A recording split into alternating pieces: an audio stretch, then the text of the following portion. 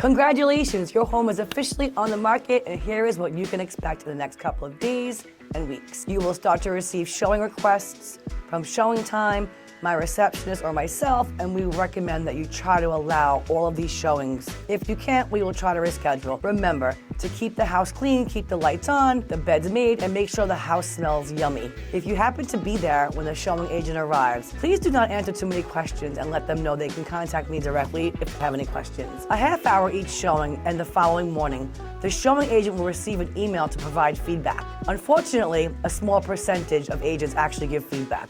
I will usually follow up by phone if they are non-responsive. I always say the best feedback is an offer. Lastly, very important, do not let anyone, I repeat, do not let anyone in your home that knocks on your door. Give them my card, tell them to contact me and to set up a showing. If you have any questions, please reach out to me.